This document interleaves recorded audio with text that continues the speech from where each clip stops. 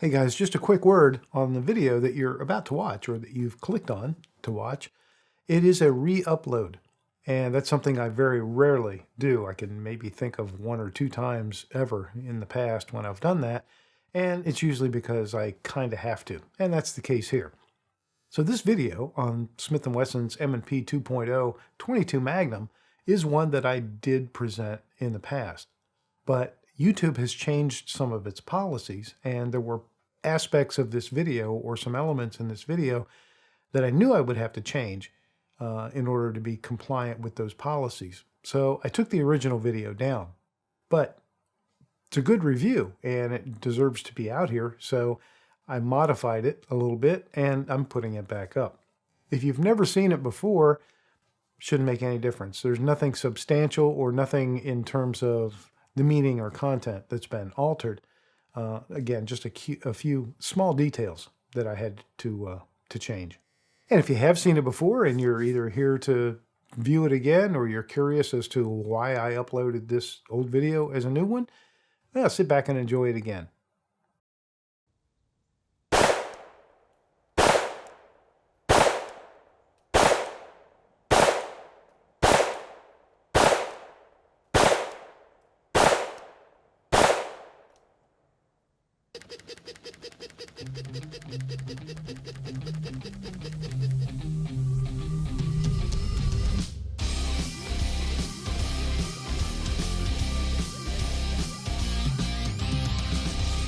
.22 Magnum. It used to be that this cartridge was once limited to use in manual action rifles or Western style revolvers, and even then it wasn't a common chambering.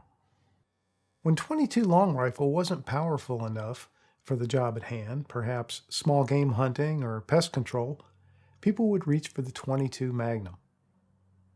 It was often a solution that could be preferred over the larger and more expensive centerfire options. Recently, there seems to be a renewed interest in .22 Magnum. Partly, I'm sure, for the same reasons that existed 50 years ago, but I think a new use case is self-defense. People who have less hand strength or are severely averse to recoil are finding that .22 Magnum has plenty of bark, but almost no bite. And its ballistics are good enough to make it a serious consideration for protection. So then, why isn't every gun offered in a .22 Magnum version? Well, because it's a finicky round, and it can be difficult to design a solid semi-auto gun around it. .22 Magnum was never intended to be a semi-automatic cartridge. It's a rimfire, but more than that, it's a very long, skinny rimfire. The wall of the brass case is thin, and it easily bends and dents. The bullets are often soft lead, which can easily snag. This can mean feeding and ejection nightmares in semi-autos. Taking on this challenge is not for the faint of heart. So, when Smith & Wesson announced that the M&P line was now going to include the .22 Magnum, I sat up and leaned in. Before I dive into the details, some important information for you. Smith & Wesson provided this gun to the channel free of charge. They don't get to pre-approve it or see it before you do, and my opinions are still my opinions. But now you know. During the filming at the range and during some off-camera warm-ups, I did experience a few malfunctions. I experienced a number of failures to feed a cartridge into the chamber, and I think one failure to fully eject. And these are the exact challenges that the .22 Magnum cartridge presents. Okay, range time with the Smith & Wesson M&P 22 Magnum. Very interesting new offering from the folks at Smith, and I've been looking forward to getting out to the range with it, so I'm not going to postpone the fun too much longer. The caveat, I think, with .22 Magnum, and certainly, with this one and with pretty much any .22 Magnum gun I've ever shot, when you're loading the magazines, that's where you want to really take your time, get it right, because that's where you're going to cause malfunctions if you don't get that magazine loaded properly. Targets are provided, of course, by my good friends at TA Targets.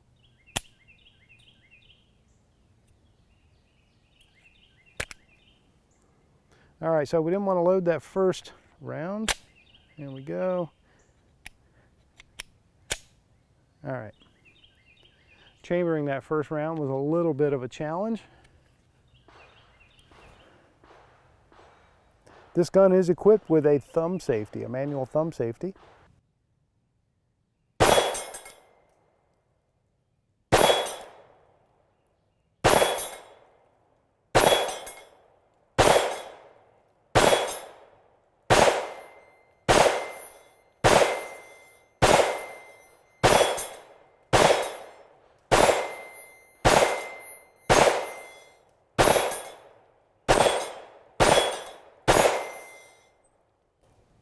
Oh, I thought we made it. One round left. One round left. Let's see if we can get that one guy in there. Come on. Nope. That last round just does not want to chamber. Got a pretty steep angle of approach there. It's not damaged in any way, so I'm gonna put it back in. See if it'll load this time. All right, got it in there. Last round.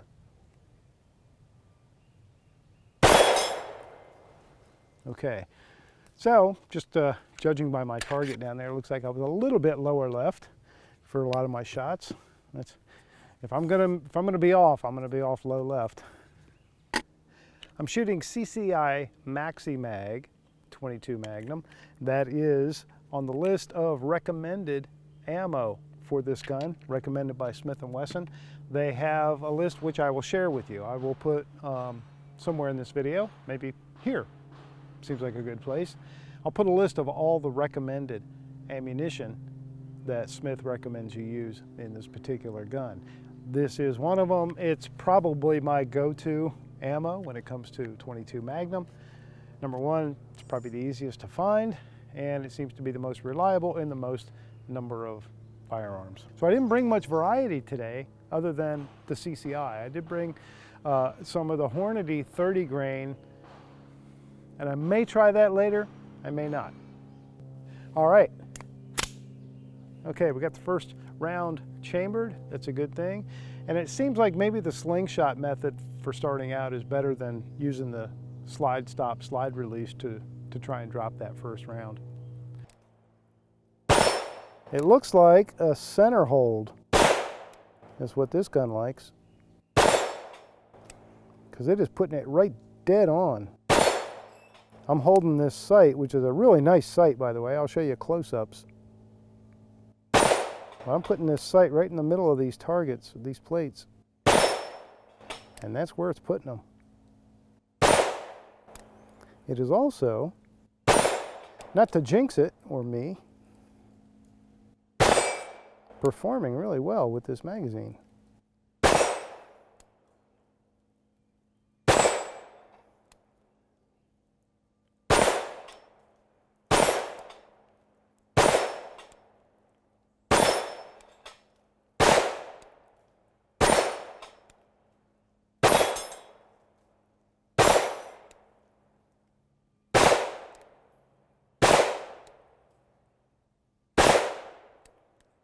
Uh-oh, I missed a few.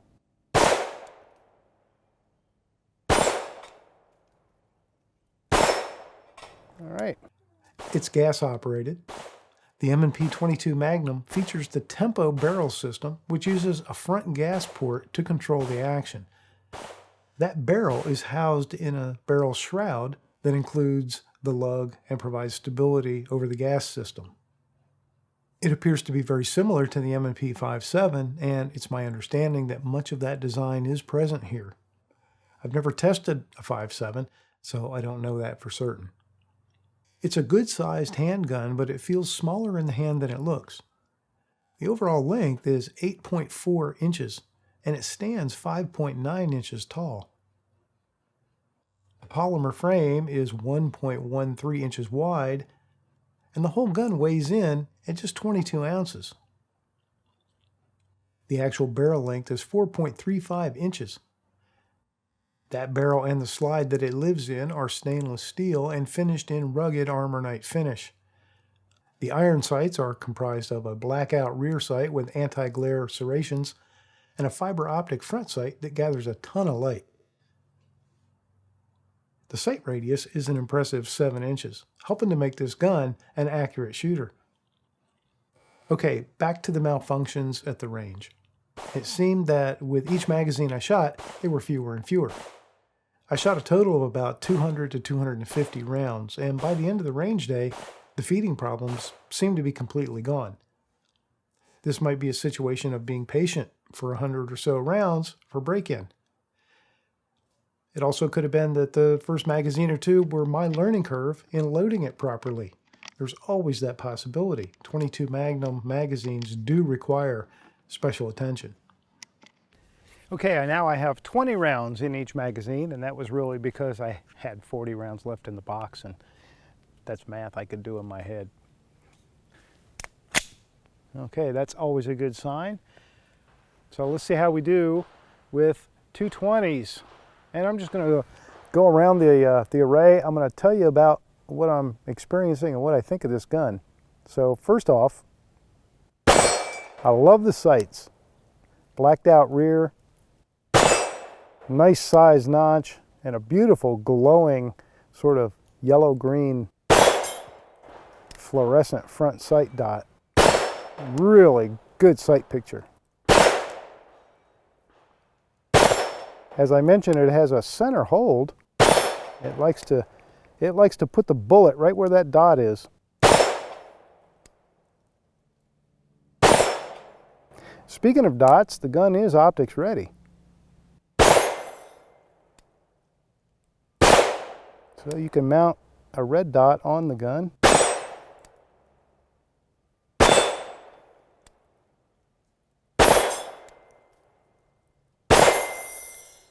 Oh, first malfunction on this magazine, and it's a failure to feed, and that's a pretty steep one. Coming in at a really steep angle, so I'm going to lock the slide back. Now I think I...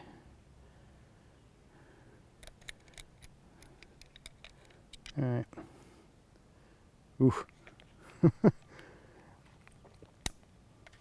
Well, it did want to chamber it, but boy, that's kind of dented up. That's a separate conversation about 22 Magnum. But I'm going to put this one back. I'm going to put it back in the top. See if we can chamber it again.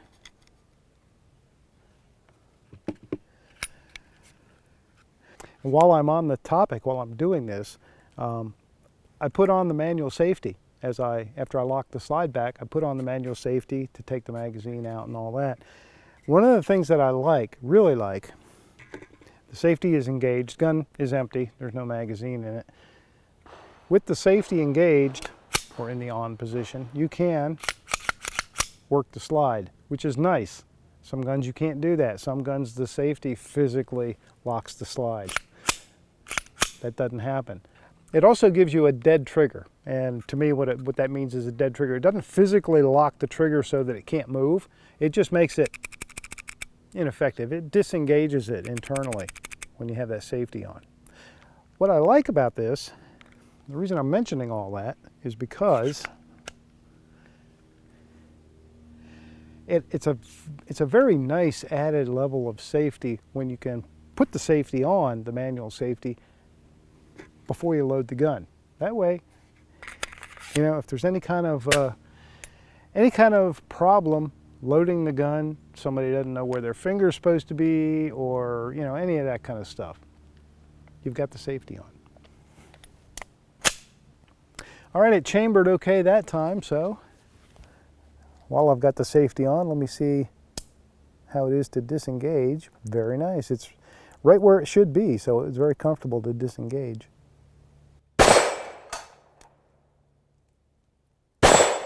.22 Magnum won't always flip those plates. At least you can tell when you hit them, or when you miss them. All right. Slide stop, slide release is an ambidextrous control. Not only that, but there's one on both sides too.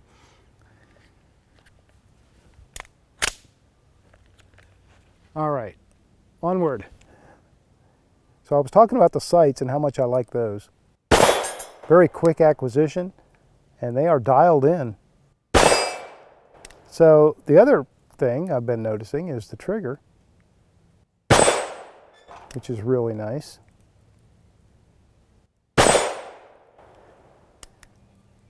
You can hear it. It's got a very audible reset and a nice tactile reset as well. The center safety blade is a non-issue. Don't feel it at all.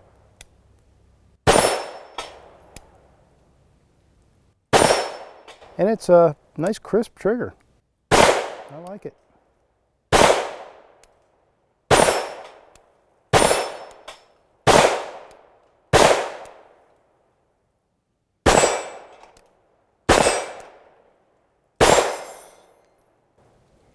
Oh man, same as last time with this mag. The very last round. Very last round. Let me see if I can coax it in there.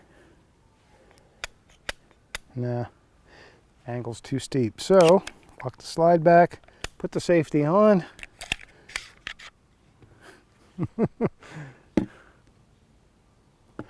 So yeah, let's feed that guy back in.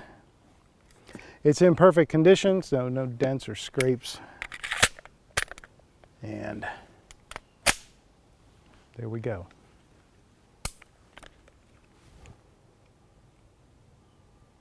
All right, it's always good to end on a hit.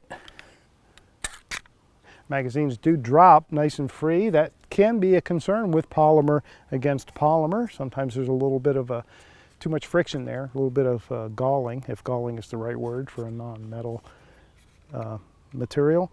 But they drop really nice and free every time. I measured the trigger pull to be between 4 and 5 pounds very consistently, leaning toward the lower end for most of those pulls. It's a flat trigger with a crisp break and a nice reset. The polymer frame differs from most M&P frames in that it has a really tall, straight grip and it doesn't have swappable back straps. The grip angle is very 1911-ish and it's comfortable with good grippy texture. There's tons of Picatinny rail on the dust cover for mounting accessories like lights. All right, let me see how I can do with some on paper. I'll take my time a little bit. Go for that orange dot. That is 15 yards down range.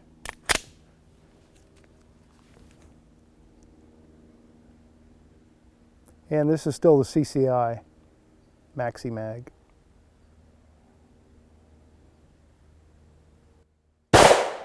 I'm going to use that center hold because I think that is really the setup here.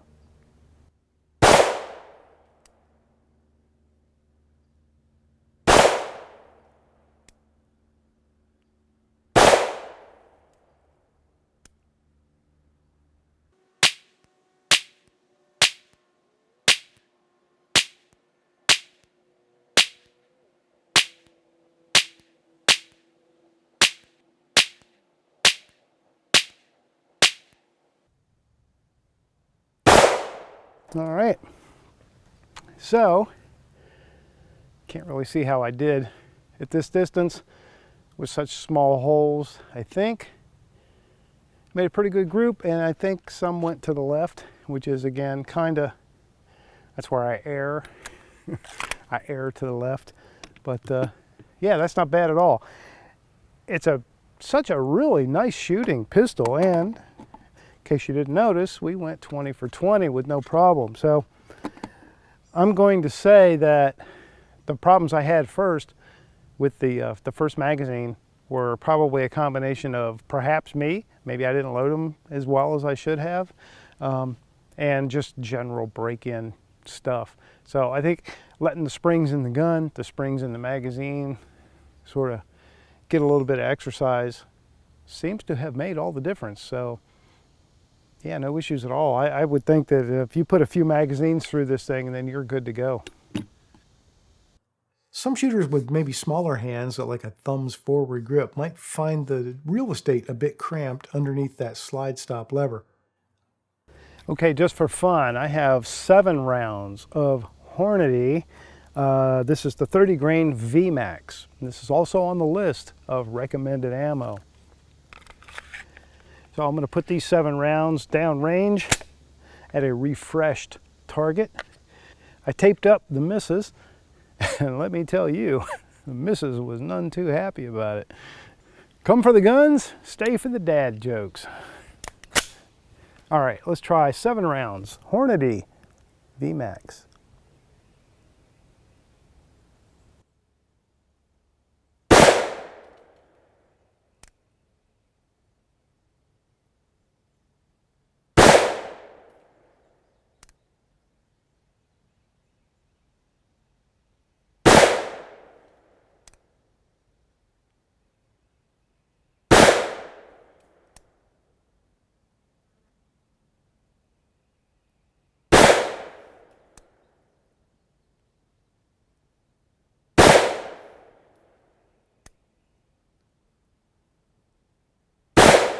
All right. I don't know if you could perceive it, but immediately, after shooting the CCI, which is good stuff, the Hornady, much louder, much more muzzle blast, and obviously a whole lot more velocity.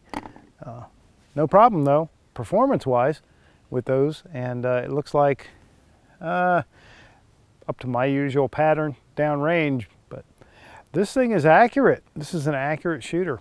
There's no doubt about that. The ejection port is cut low, and I didn't have any ejection issues at all. Field strip takedown is fairly simple. Once you follow the directions once, it's pretty easy. You will need a small punch to push the takedown pin through. And because it's gas operated, expect the front inch or so of that barrel to get a lot of carbon buildup on it. I would strongly recommend cleaning it after every range trip. So for a first look wrap up, I have to say the Smith & Wesson has done a really nice job with this 22 Magnum M&P. It's not absolute perfection. I would improve maybe a couple of little things here or there, but it's a good gun. It's still a boutique cartridge, but because of guns like this new one from Smith, it should start to see some increased popularity. And that might help drive better selections and prices for ammo, which would be great. MSRP for the M&P 22 Magnum is $649. Down the road, I'll be taking another look at this gun, probably with a red dot on it, and I might try to expand the ammo selection a little bit. Although, as I have said, CCI is my go-to ammo for 22 Magnum, so it will almost certainly be a lot more of that. Questions or comments? Leave them below, unless they're mean, and I'll try to address them. Thanks again to Smith & Wesson for providing the gun free of charge. Thanks, as always, to my Patreon supporters who help pay for the ammo. Thanks to TA Targets for the fantastic steel targets you saw at the range. And thanks very much to you for watching. You have a lot of choices for infotainment, and I'm honored that you took the time. I hope it was helpful or entertaining, or maybe both. This is just an opinion. See you again soon.